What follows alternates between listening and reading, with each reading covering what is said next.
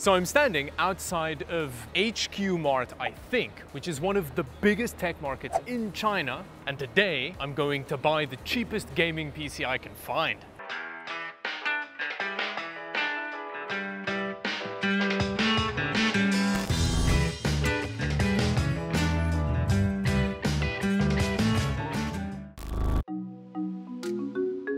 Our journey to China started with an awesome tour of Deepcool's huge new factory, which you can see here clad in solar panels. After which we did a 2-hour drive to Shenzhen's spectacular shopping district with multiple massive tech markets in the same area filled with random tech crap for us to explore. And as a tech crap enthusiast, entering HQ Mart was a bit overwhelming, to be honest. It was like finding the holy grail. Everywhere you look are stalls selling camera gear, laptops, cell phone accessories, bootleg Apple Watches, which I immediately bought several versions of. Possibly for a future video? $90 for a range of Apple Watches just seemed like such a bargain. But none of this is why I was here. I was here to buy the cheapest gaming PC Shenzhen has to offer. So we headed to the 3rd floor, where the sight of endless PC gaming crap got me so aroused I had to spend quite a while beating it down so that I could actually ask someone for pricing without getting arrested. So we found our first shop with the cheapest PC available that they can build for us in 2 hours, selling for $260 with some awesome specs in it, but we'll look around. And the second stall willing to quote us a cheap-ass system was suspiciously vague about what we'd get. The next shop we found quoted us about the same price, but they're not giving us the spec of the system, so it's like a mystery system. We'd have to order it and find out, which is very tempting, but it is a little bit more expensive than the one we looked at before with the seller on it. But after that seller triggered my insatiable desire to be scammed, I got distracted again. There were people selling graphics cards ranging from this HD 5570 that looks like somebody dug it out of a 100-year-old aircon vent for about $10. There were piles of cheap mining graphics cards, which of course I had to buy one so that I could never get it running.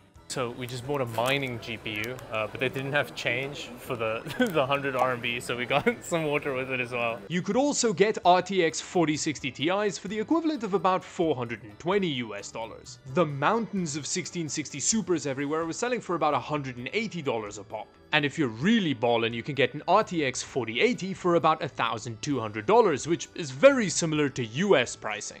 And apparently, if you're a skilled barterer, these prices are open to negotiation. Although I may suck at bartering even in my native language, that didn't stop me from buying a graphics card that we can use to upgrade our cheapest system later in the video. And after our graphics card purchase, we headed to lunch in a mall where the police seemed to store their man catchers and just general brutality utensils. And with a revitalized desire to behave appropriately, we headed to the second labyrinth of a tech market across the street called Segi Mart, which again was a gigantic writhing mass of about as much tech as you could imagine in one place. Interestingly, in Segi Mart, aside from the even bigger piles of graphics cards everywhere, this guy's hoarding the world's supply of 1660 Supers and 3060s.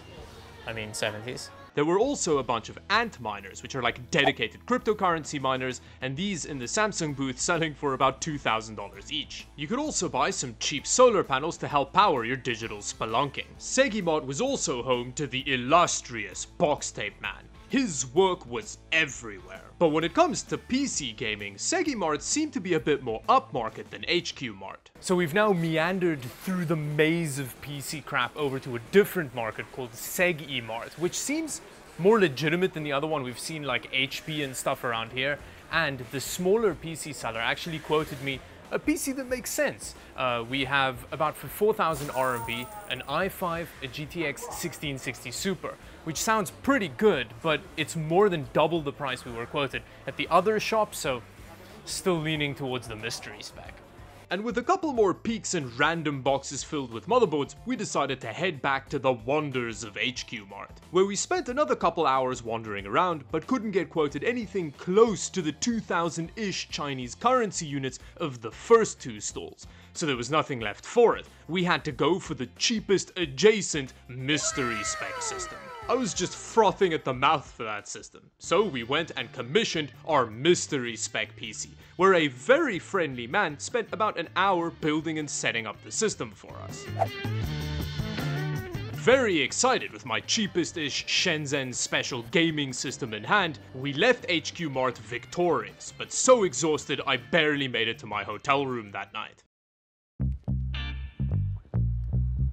Because of our weird visa arrangement, we had to leave China the next day. So early in the morning, we headed to a ferry across the bay to the beautiful Hong Kong city. So I could finally tear open the box and see what kind of gaming we can do on our mystery Shenzhen system.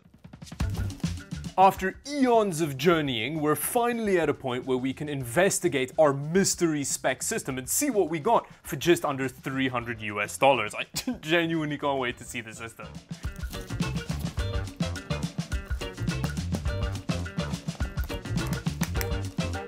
In terms of accessories, we get a power cable and a gaming mousepad, which is a very nice touch. I did actually need one of these, so I'm pretty excited about it. Oh, and it is a beautiful specimen. We've got some angry geometry on this front plastic bit, which doesn't even pretend to have front ventilation, but let's face it, it's probably not going to need it. In terms of front I/O, we've got enough to get us going, although I'm not sure if these are USB 3 or 2 ports. Although the side panel does make up for the lack of front ventilation with an empty 120mm fan mount. Yeah, that's the sound of sadness gaming right there. And around the back, we've got some surprises. A reasonable, if very dated looking rear I/O, but it comes with a dedicated graphics card, which I wasn't really expecting at this price point, and judging by the ports on it, it's gonna be a real speed demon. Especially considering the Mesozoic period port. And then we've got a power supply that radiates the same sinister energy as a Nazgul on heat. But with that, let's open it up and see what kind of guts we got. That actually looks pretty good. Granted, I have no idea what kind of specs we're working with. There could be a hamster with dementia under that cooler, but still, that's a neatly put together system. Now, we did just get a single stick of RAM, which is an offense which, in my opinion, should be punishable by death.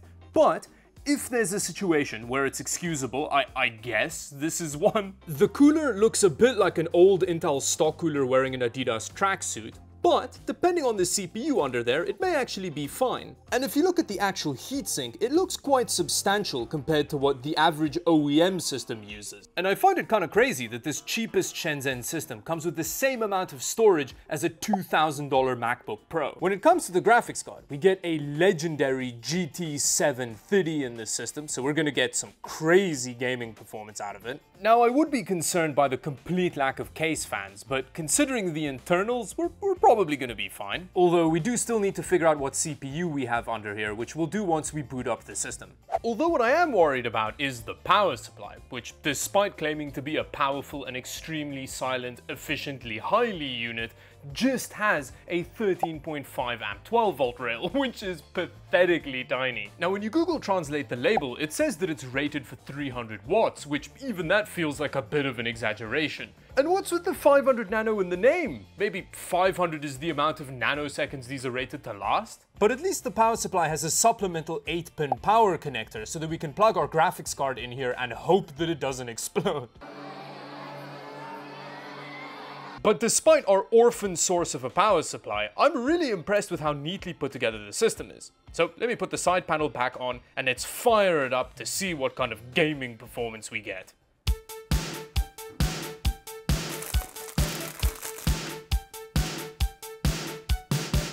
Hey, it runs! So now we can find out what CPU it's packing. Okay, so we got an i5-6400, which may be about 500 years old at this point, but it should have decent single-threaded performance, which means it might be able to scale with our GPU upgrade.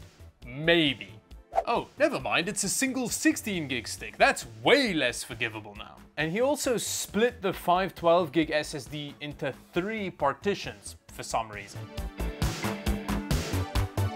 Now, it wouldn't be one of my videos if we didn't start with GTA 5. Here, running at 1080p normal settings, which is like low, and that's not great, is it? Now, we are barely averaging 20 frames per second in a game that isn't exactly new at this point, which isn't a very impressive performance.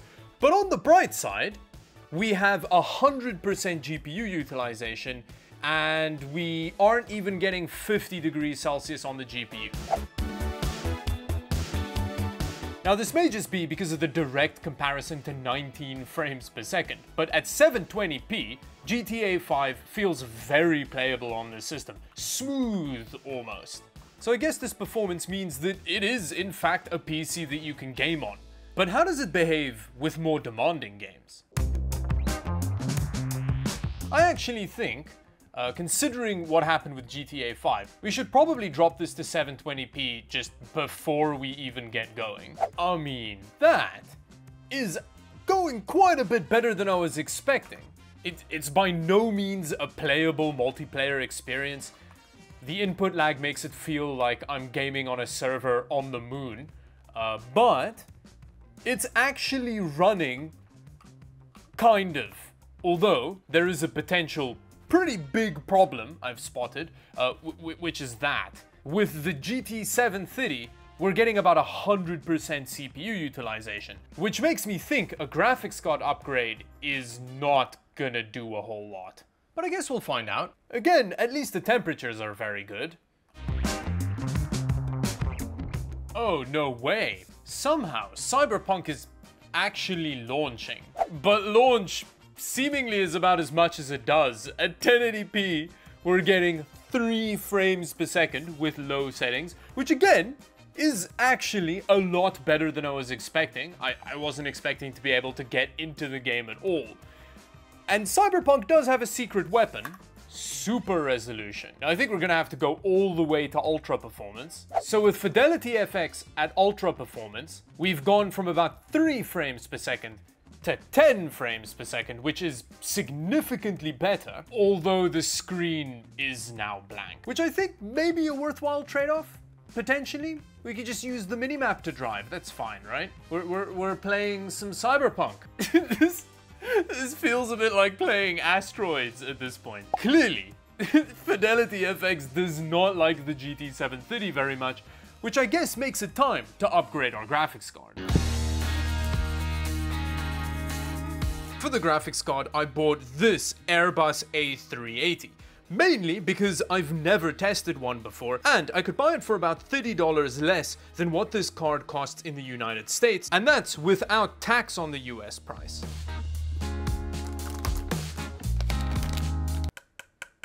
Wow, it even comes with a metal backplate. That's pretty cool.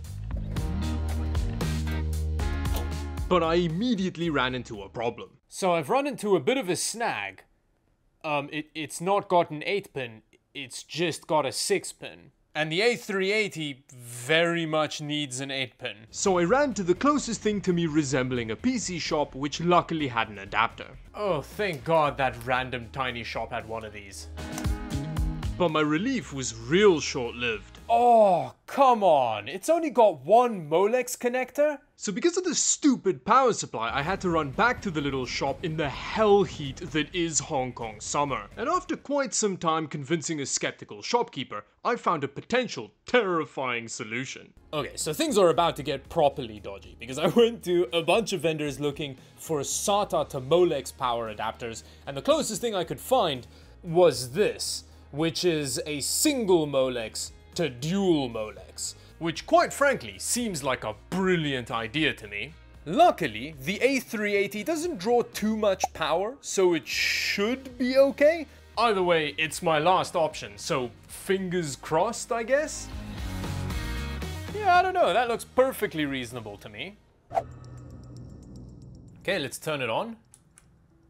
No signal isn't a great start, but it is a new GPU. Let's give it a minute. Okay, so I'm gonna restart it.